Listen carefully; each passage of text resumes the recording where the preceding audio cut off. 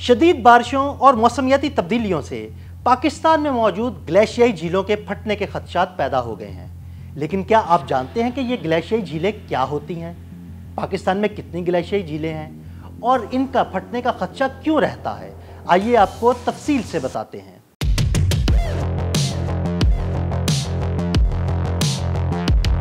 پاکستان کے شمالی علاقوں میں 3 عظیم پہاڑی سلسلوں یعنی ہمالیہ، ہندوکش اور قراقرم کا سنگم واقع ہے۔ انہی بلند و بالا پہاڑوں میں کم و بیش 7000 چھوٹے بڑے گلیشیئرز موجود ہیں۔ گرمیوں میں درجہ حرارت بڑھنے سے یہ گلیشیئرز پگھلنا شروع ہو جاتے ہیں، جن کے چھلکتے پانی سے ارد گرد کے نشیبی علاقوں میں جھیلیں بننا شروع ہو جاتی ہیں، جہاں گلیشیئر سے رستا ہوا پانی جمع ہوتا رہتا ہے۔ گلیشیئر سے بننے والی ان جھیلوں کو گلیشیائی جھیلیں کہا جاتا ہے۔ پاکستان کے شمالی علاقہ جات میں موجود 7000 سے زائد گلیشیئرز کے ساتھ تقریباً 3044 گلیشیائی جھیلیں موجود ہیں، جن میں سے 36 جھیلوں کو انتہائی خطرناک قرار دیا جا چکا ہے۔ جب گلیشیئر سے رستا ہوا پانی جمع ہونے کے بعد یہ جھیلیں اپنی کل گنجائش تک پہنچ جانے پر اضافی پانی کا بوجھ برداشت نہیں کر پاتی تو یہ پھٹ جاتی ہیں، جس کے بعد پانی تیز رفتاری سے نشیبی علاقوں کی طرف بڑھنے لگتا ہے۔ چونکہ یہ پانی بلندی سے نشیب کی طرف بہ رہا ہوتا ہے، اس لیے پانی کی رفتار بھی تیز ہوتی ہے اور یہ اپنے ساتھ مٹی،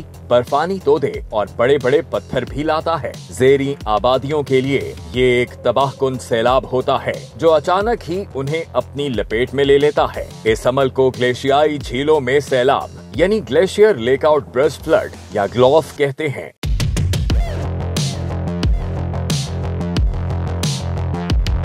پاکستان کے شمالی علاقہ جات میں آباد زیادہ تر لوگ گلیشیئر سے آنے والے ندی نالوں کے ارد گرد آباد ہیں، اور جب کہیں گلیشیائی جھیل پھٹنے کا واقعہ ہوتا ہے تو مقامی آبادی کو بھاری جانی اور مالی نقصان کا سامنا کرنا پڑتا ہے۔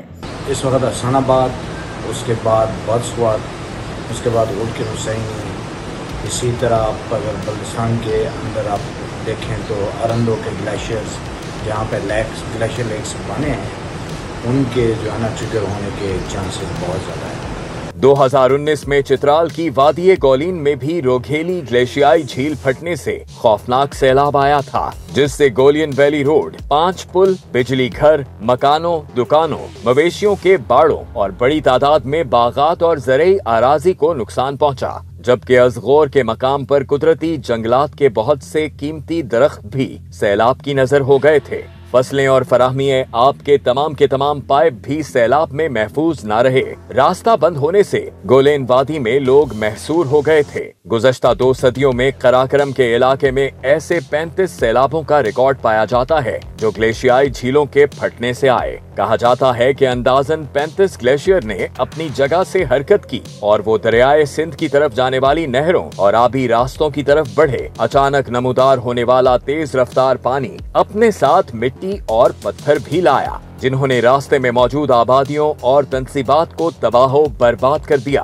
موجودہ دور میں گلیشیئر سے بننے والی جھیلوں اور ان کے پھٹنے کے خطرات زیادہ ہو چکے ہیں، اور اس کی سب سے بڑی وجہ موسمیاتی تبدیلیاں ہیں۔ شدید بارشیں، بڑھتا ہوا درجہ حرارت اور موسمیاتی تبدیلیاں ان گلیشیئرز پر تیزی سے اثر انداز ہو رہی ہیں۔